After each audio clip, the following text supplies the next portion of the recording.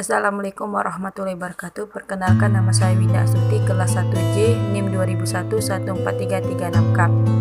MK Pengantar Pendidikan, dosen pengampu Dr. Haji Hendra Wijaya, SAG MPDI. Subtema komponen pendidikan. 1. Pengertian komponen pendidikan. 2. Macam-macam pendidikan.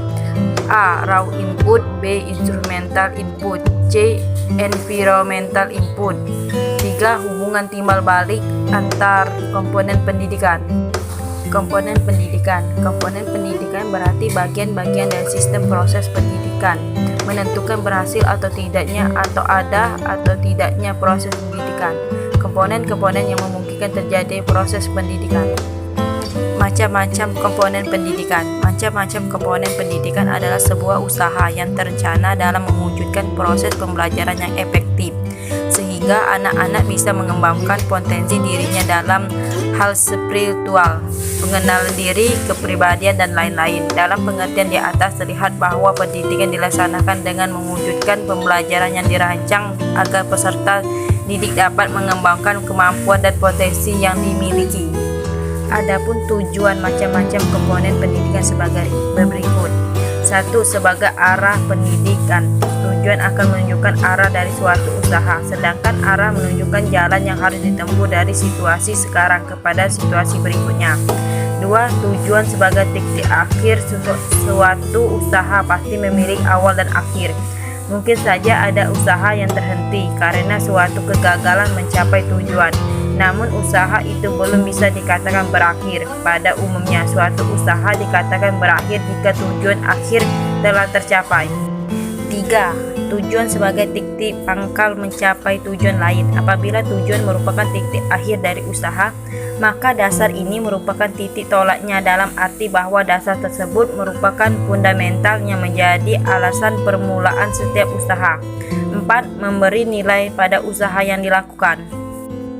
A. Komponen raw input. Undang-Undang Nomor 20 Tahun 2003 tentang Sistem Pendidikan Nasional menjelaskan bahwa warga belajar adalah anggota masyarakat yang berusaha mengembangkan potensi diri melalui proses pembelajaran yang tersedia pada jalur jenjang dan jenis pendidikan tertentu.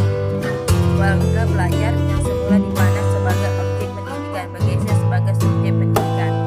Sebagai subjek, warga belajar adalah kunci dari semua pelaksanaan pendidikan. Menurut Sartiman 2001, warga belajar adalah individu yang unik.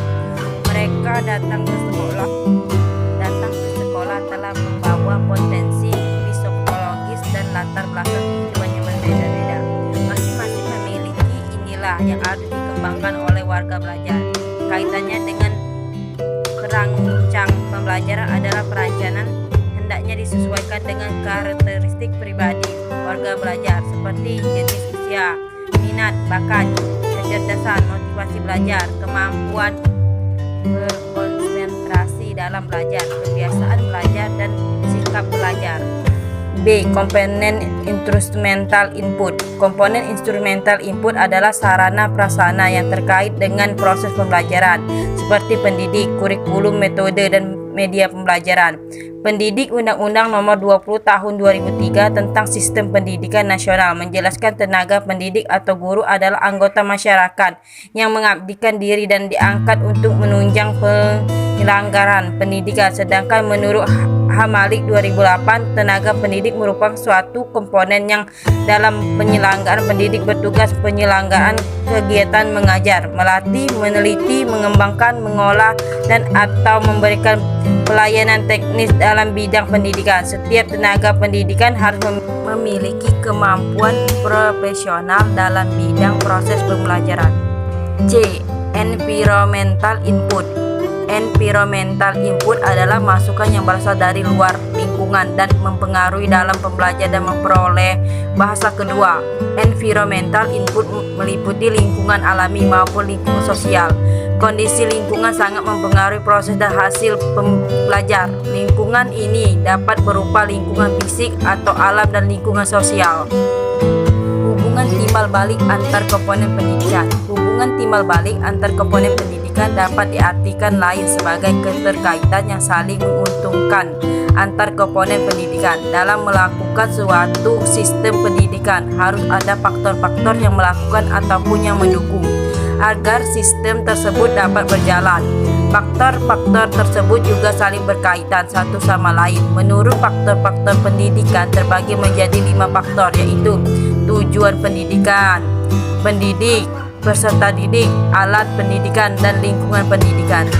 Baiklah, sekian dari presentasi dari saya. Lebih dan kurangnya saya mohon maaf. Kepada Allah saya mohon ampun. Saya akhiri dengan ucapan wassalamualaikum warahmatullahi wabarakatuh.